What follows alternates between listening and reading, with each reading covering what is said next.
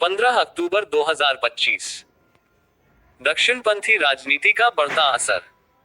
भारत के मुख्य न्यायाधीश गवई पर जूता फेंकने की घटना। राम पुनियानी।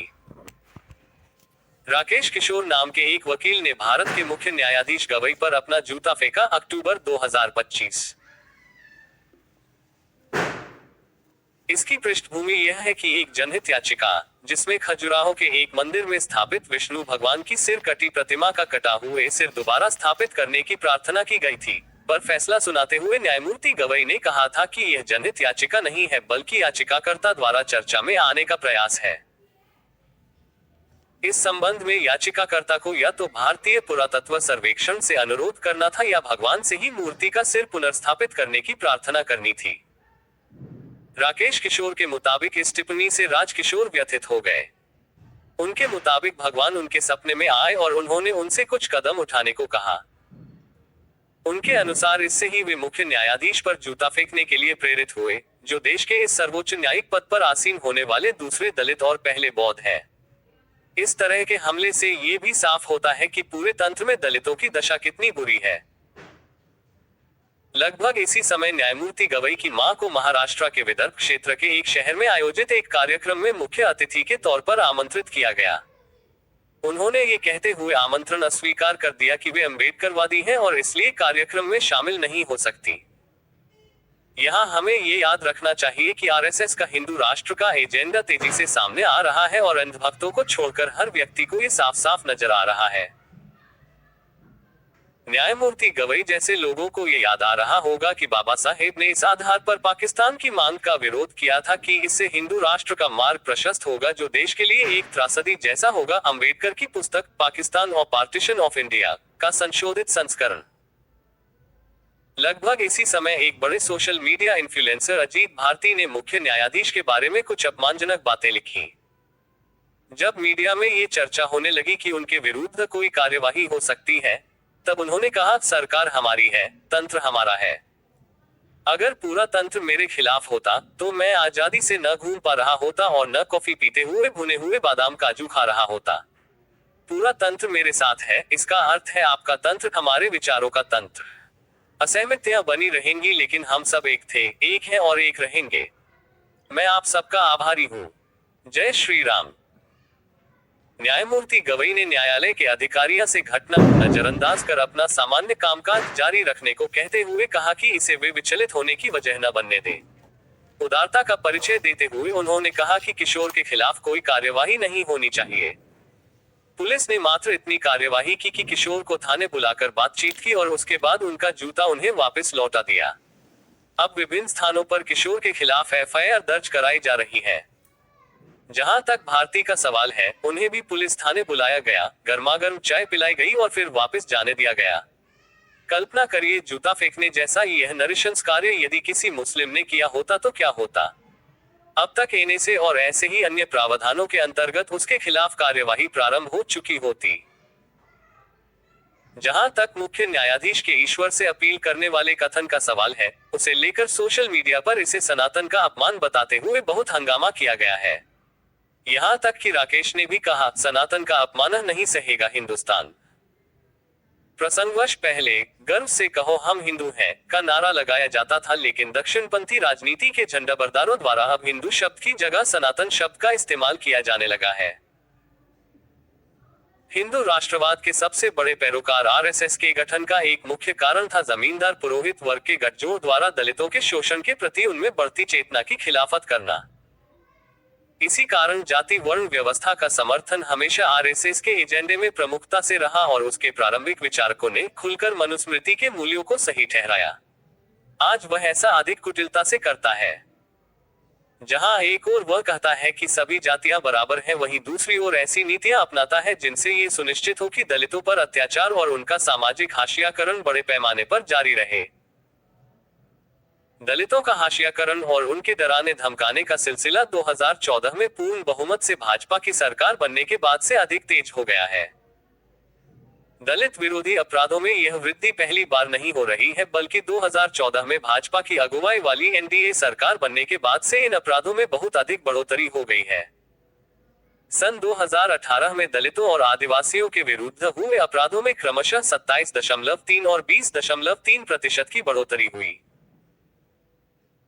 अध्येता आनंद तेलतुम्बड़े द्वारा प्रस्तुत आंकड़ों के अनुसार गवई पर हुआ हमला उन व्यापक सामाजिक रुझानों को प्रतिबिंबित करता है जहां औपचारिक तौर पर समानता के बावजूद जातिगत हिंसा जारी है।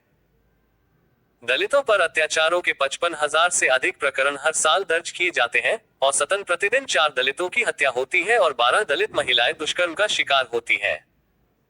इस घटना को सरकार ने गंभीरता से नहीं लिया। हमने पुलिस का रवैया भी देख लिया। मोदी को दलित मतदाताओं पर पड़ने वाले इसके नकारात्मक चुनावी प्रभाव का एहसास हुआ और उन्होंने मात्र एक खोखला ट्वीट लिखकर अपने कर्तव्य की इतिश्री कर ली। जहां एक और यह हमारे संविधान के सकारात्मक प्रावधानों का नतीजा है कि गवई जैसे लोग भारतीय न्याय प्रणाली के सर्वोच्च पद तक पहुंच सके, वहीं दूसरी ओर दलितों और महिलाओं के प्रति समाज का रवैया जस का तस है और लोकतांत्रिक पैमानों के अनुरूप इसमें बदलाव नहीं हुआ है। डॉक्टर अंबेडकर के इस दिशा में प्रयासों को गांधी जी द्वारा समाज में प्रचलित अस्पृश्यता के खिलाफ चलाए गए जबरदस्त अभियान का साथ मिला और सामाजिक सोच में कुछ हद तक बदलाव आया। लेकिन ये पूर्वाग्रह और असमानता पूरी तरह जड़ से समाप्त न हो सके। गांधी और अंबेडकर ने जाति प्रथा से जनित अत्याचारों और भेदभाव को जड़ से खत्म करने के लिए अंतरजातीय विवाह पर जोर दिया था। पिछले 3-4 दशकों में न केवल धर्म आधारित खाइयां चौड़ी हुई हैं, वरन उसके समांतर सांप्रदायिकता के कारण जाति व्यवस्था भी अधिक प्रबल हो रही है। एक प्रकार की संकीर्णता दूसरे प्रकार की संकीर्णता को ताकत देती है। यही राकेश किशोर जैसों के कार्यकलापों के रूप में सामने आ रहा है और अजीत भारती जैसे लोग हमें बता रहे हैं कि दक्षिणपंथी दल के सत्ता में होने के कारण इस तरह के तत्व कानून के चंगुल में न फंसने के प्रति आश्वस्त रहते हैं। उनका कोई कुछ नहीं बिगाड़ सकता।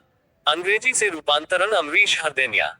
लेखक IIT मुंबई में पढ़ाते थे और centre for study of society and secularism के अध्यक्ष हैं। रेगार्ड्स, राम पुनियानीच। Folded hands, loudly crying, pouting.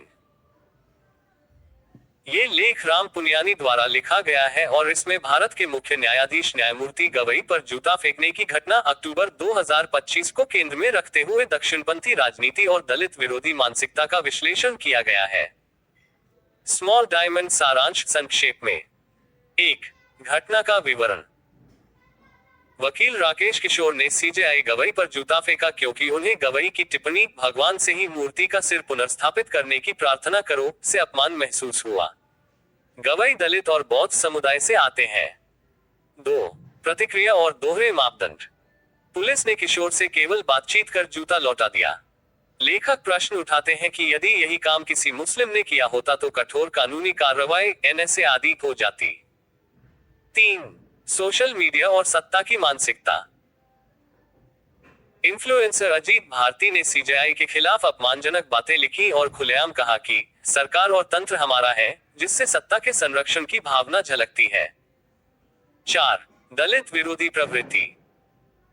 लेखक बताते हैं कि RSS और दक्षिणपंथी राजनीति हमेशा से जाति व्यवस्था और मनुस्मृति के मूल्यों का अप्रत्यक्ष समर्थन करती रही है। भाजपा शासन 2014 के बाद में दलितों पर अत्याचार के मामलों में तेजी से बढ़ोतरी हुई है। 5. सामाजिक विश्लेषण।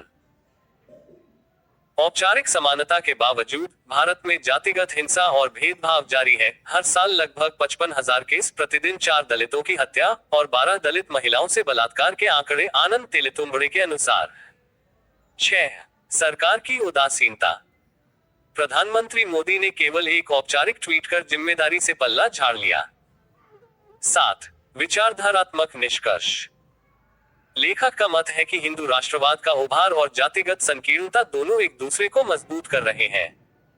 गांधी और अंबेडकर के सामाजिक समता के आदर्श अभी भी अधूरे हैं और दक्षिणपंथी सत्ता इन्हें और कमजोर कर रही है। स्मॉल डायमंड निष्कर्ष। राम पुनियानी के अनुसार यह घटना सिर्फ एक जूता फेंकने की नहीं, बल्कि भारतीय समाज में दलितों की स्थिति, न्यायपालिका की गरिमा और दक्षिणपंथी राजनीति की बढ़ती असहिष्णुता का प्रतीक है। लेख चेतावनी देता है कि सनातन बनाम समानता की राजनीति भारत की लोकतांत्रिक आत्मा को कमजोर कर रही है। Folded hands, loudly crying, pouting. बहुत अच्छा और गहन प्रश्न है फोल्डेड हैंड्स। आपका अवलोकन सामाजिक वास्तविकता की जड़ तक जाता है। दलित समुदाय की पारिवारिक परंपरा और सामाजिक गठबंधन की कमजोरी ही वह बिंदु है जिसे राम पुनियानी के लेख में संकेत रूप से तो देखा जा सकता है, पर उसका गहरा विश्लेषण आवश्यक है। स्मॉल डायमंड, दलितों की पारिवारिक परंपरा और सामाजिक संरचना। भारत में पारंपरिक समाज की परिवार व्यवस्था जाति आधारित श्रम विभाजन पर टिकी रही। ऊंची जातियों में परिवार का अर्थ था संपत्ति, शिक्षा, संस्कृति और सामाजिक सुरक्षा का स्रोत। परंतु दलित समुदायों में सदियों से यह व्यवस्था श्रम आधारित दास्ता और बहिष्कार पर टिकी रही, जिससे उनकी पारिवारिक परंपराएं आर्थिक असुरक्षा, सामाजिक अस्थिरता और राजनीतिक प्रतिनिधित्व की कमी से ग्रस्त रही। दलितों का परिवार अक्सर केवल जीविका और अस्तित्व बचाने का केंद्र बन गया, न कि सत्ता, संस्कृति या विरासत का वाहक। यही कारण है कि सामाजिक या राजनीतिक संघर्ष में भी उन्हें एकजुट होने में कठिनाई रही। स्मॉल डायमंड, सामाजिक गठबंधन की कमजोरी के कारण। 1. आर्थिक निर्भरता और शिक्षा की कमी। शिक्षा और आर्थिक साधन के बिना दलित परिवार समाज में अपने अधिकारों की रक्षा के लिए आवश्यक संगठित शक्ति नहीं बना सके। जो थोड़े बहुत शिक्षित हुए, वे अक्सर मुख्यधारा में घुल मिल गए, जिससे सामूहिक नेतृत्व की निरंतरता टूटती रही। 2. जातिगत विखंडन। दलित समुदाय स्वयं अनेक उपजातियों में बटा हुआ है। ये आंतरिक जातिवाद सामाजिक एकता को कमजोर करता है। परिणाम स्वरूप एक उपसमूह पर अत्याचार होता है तो अन्य उपसमूह प्रायः निष्क्रिय रहते हैं। 3. राजनीतिक उपयोग लेकिन सामाजिक उपेक्षा। दक्षिणपंथी और मुख्यधारा की पार्टियां दलित मतों का चुनावी उपयोग तो करती हैं, पर सामाजिक रूप से उन्हें सशक्त होने नहीं देती। जब समुदाय अपने राजनीतिक हित को पहचानता है, तब भी उसे संगठित करने वाली संस्थाएं संसाधनों के अभाव में कमजोर पड़ जाती हैं। 4. सांस्कृतिक अपहरण। दलितों की अपनी परंपराएं जैसे बौद्ध धर्म, संत परंपरा, कबीर, रैदास, फुले, अंबेडकर समय समय पर दक्षिणपंथी वैचारिक ढांचे में समाहित या विकृत कर दी गई। इसने उनकी आत्म संस्कृति को कमजोर किया और सामूहिक गौरव की भावना कमजोर पड़ी। 5. मीडिया और न्याय व्यवस्था में प्रतिनिधित्व की कमी। जब संस्थागत ढांचे में दलितों की आवाज नहीं होती, तो उनके खिलाफ हिंसा या अपमान को सामान्य घटना बना दिया जाता है, जैसा कि गवई पर जूता फेंकने की घटना में देखा गया। स्मॉल डायमंड, परिणाम परिवारों पर आक्रमण। जो संगठन, वर्ग या समुदाय सामाजिक रूप से असंगठित होता है, उस पर हमला करना राजनीतिक रूप से आसान होता है। दलित परिवारों पर हमले, चाहे वे खेतों में हो, न्यायालय में हो या सोशल मीडिया पर, इसलिए बढ़ते हैं क्योंकि 1. उनके पीछे कोई सशक्त सामूहिक संरचना नहीं होती। 2. राज्य तंत्र उनके साथ नहीं खड़ा होता। 3. और समाज का बहुमत मौन दर्शक बन जाता है। स्मॉल डायमंड, निष्कर्ष।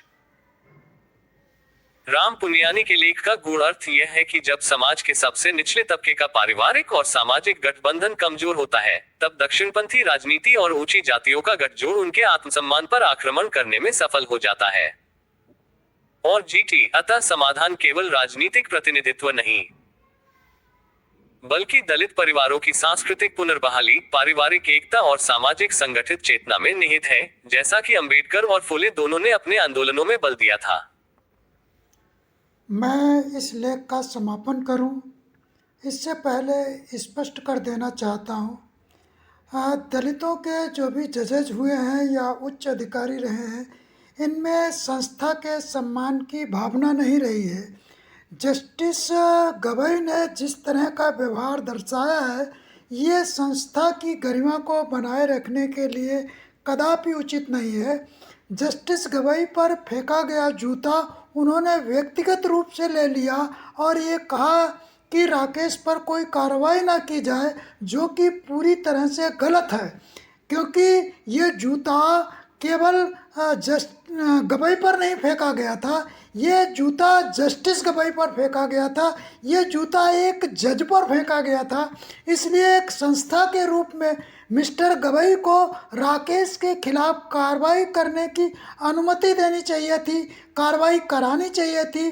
जिस प्रकार पिछले कार्रवाई होती रही है जब भी सुप्रीम कोर्ट का अपमान किया गया है, लेकिन जस्टिस गवई ने उस परंपरा को भी तोड़ा है कि कोई भी व्यक्ति सुप्रीम कोर्ट का अपमान करे, बल्कि दलित उसके परिवारों खिलाफ की कोई सांस्कृतिक कार्रवाई नहीं होगी, जो कि एक गलत परंपरा है। मैं जस्टिस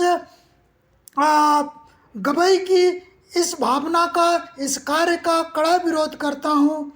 इसी के साथ मैं अपनी बात को समाप्त करता हूँ।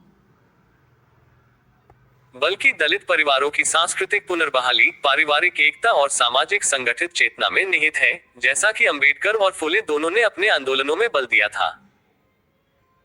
शोधकर्ता अधिवक्ता कमलेश कुमार मित्रा, फोल्डेड हैंड्स एट 9335122064।